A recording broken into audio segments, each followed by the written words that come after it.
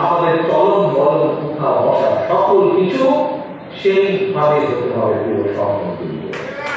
কাজে আমাদেরকে যে কোনো মূল্যে দুটি বিষয় লক্ষ্য রাখতে হবে। আপনি সকাল থেকে রাত পর্যন্ত যতক্ষণ আপনি জনগণের মাঝে থাকবেন, আপনাকে দুটি বিষয়ের উপরে প্রতিনিয়ত আপনাকে খেয়াল রাখতে হবে। দিনের একটা কর্মী হিসাবে কি যদি জনগণের আস্থা, জনগণের আস্থা, জনগণের আস্থা। আরেকটি বিষয় জনগণের বিশ্বাস, জনগণের বিশ্বাস, জনগণের বিশ্বাস। কোনোভাবে এই দুটো পয়েন্টের বাইরে যাওয়া যাবে না। তখন আপনি বিগত যুগ করে এক যুগের বেশি সময় ধরে জেল কেটেছেন, কেস পেয়েছেন, নিপীড়িত নির্যাতিত হয়েছে। নিশ্চয়ই কি কারণে এটা চলেছে? যাতে জনগণের আস্থা আপনি পান, বিশ্বাস আপনি ধরে রাখতে পারেন। কাজেই আমি বিশ্বাস করি যে কথাটি আমি বলেছি, শহীদ জিয়া, খালেদা জিয়া, এই দুটো মানুষের সৈনিক যা, তারা নিশ্চয়ই এমন কোনো কাজ করতে পারে না প্রকৃত সৈনিক যা দলকে ক্ষতিগ্রস্ত করবে।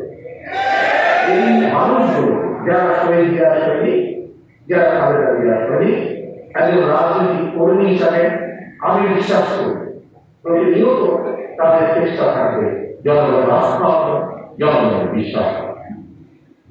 প্রিয় সহকর্মী, আমি এখন আরেকটি বিষয় আপনাদের সামনে তুলে ধরতে চাই।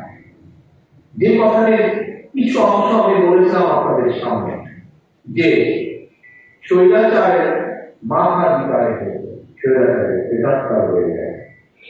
স্বৈরাচার বিদায় হয়েছে বলেই স্বৈরাচারের দল জনগণ দ্বারা প্রত্যাখ্যাত বলেই আমাদের খুশি হবার কোনো কারণ কিন্তু এখনো নেই।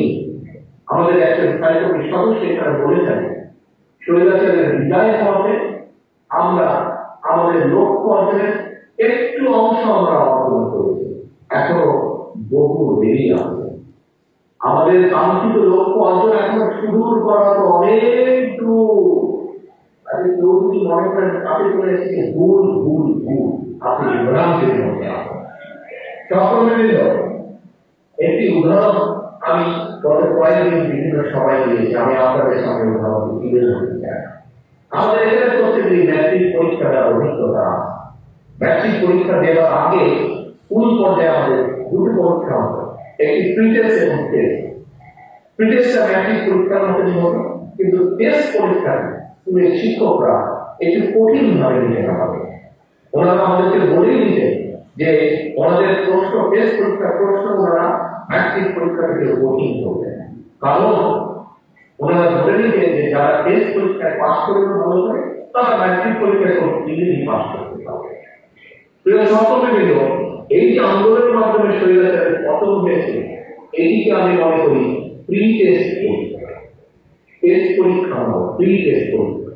কিন্তু সামনে যে প্রত্যাশিত নির্বাচন, সেই নির্বাচন থেকে টেস্ট পরীক্ষা, আর জনগণের প্রত্যাশা অনুযায়ী টেস্ট পরিচালনা করতে পারবো কি পারবো না আমরা, সেদিকে ম্যাট্রিক পরীক্ষা।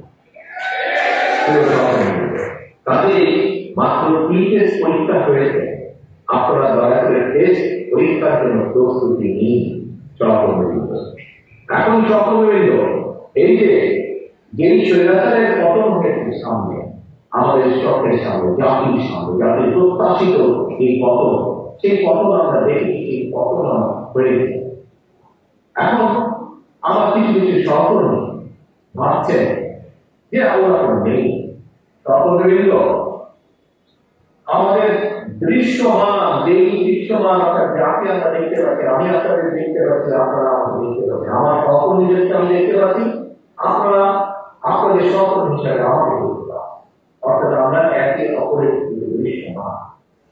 এই দৃশ্যমান রাজনৈতিক প্রতিপক্ষ হয়তো আপনি আসছেন দুর্বল, হয়তো জনগণ দ্বারা তারা নিহিত প্রত্যাখ্যাত, কিন্তু আপনারা খেয়াল করবেন গত কয়েকদিনে অদৃশ্য প্রতিপক্ষ, রাজনৈতিক অদৃশ্য প্রতিপক্ষ আমাদের আশেপাশে আস্তে আস্তে মাথা চাড়া দিচ্ছে।